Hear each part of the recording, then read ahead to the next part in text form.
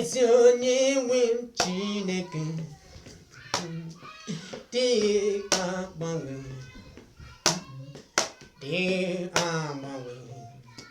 nna m dị agbanwe yakakari gweke bụ Chineke kwalikoti bụ na mabụ mabụ n'isi niile mabuka Jesus onye nwe m Jesus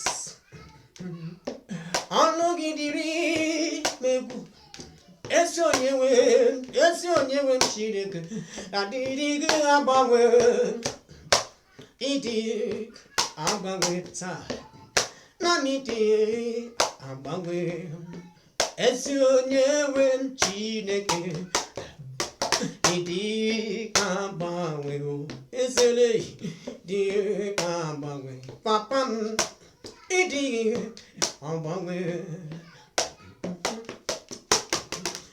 anamiko nnabi ebere nna na-eyite n'anya mmiri eze ebube m ọrụ gị na-emekwanụ m obi ụtọ taa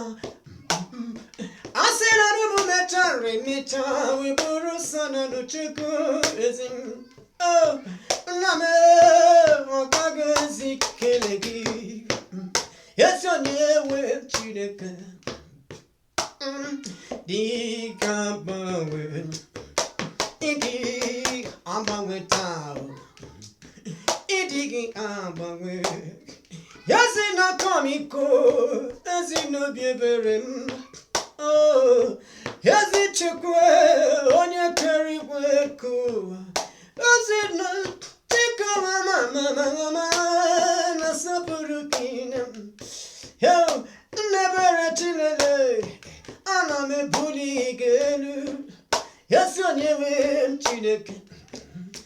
ezi onye nwe Chineke ịdị ga-agbanwe ịdị ka agbanwe mali ezi onye nwe Chineke lee papa m ịdị ga-agbanwe ụwa ịdị ga-agbanwe Chukwu ịdị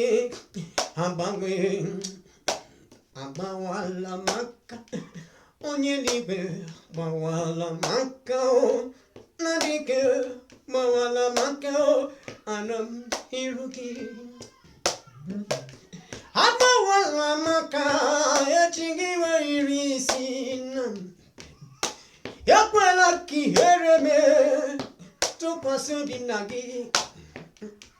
ekwela ka ndị rocha masị olee ebe chi m nọ gbawala maka anọ m n'iru gị eze onye nwe m Chineke ịdị agbanwe ịdị agbanwe chai ịdị agbanwe agbawala maka onye eluigwe agbawala maka nne dị nsọ ụwala maka anọ m n'iru gị anọ m n'iru gị si m agbawala maka dadi gbawala maka bụ ozebube gbawala maka anọ m n'iru gị onye nwe Chineke agbawala wala maka Chukwu bi n'eluigwe agbawala odimone mo pisasasa hey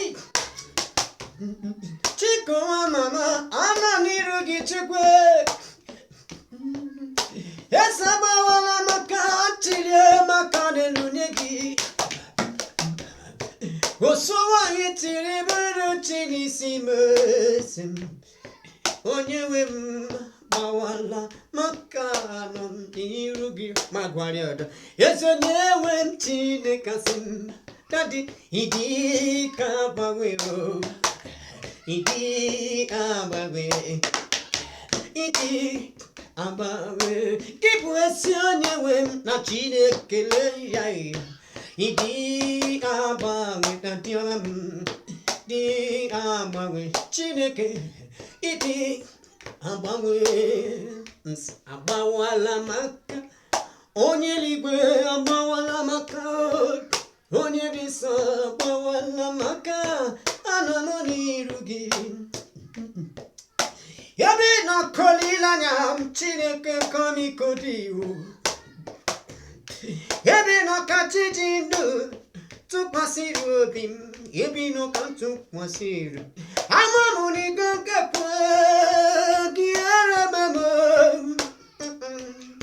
Dikaba wala makati hova shamale. Mina gosidiki teta chijindu wa mama nirugi. Onye wemle abawala maka ananirugi. Ananonirugi abawala maka onye ligwe abawala.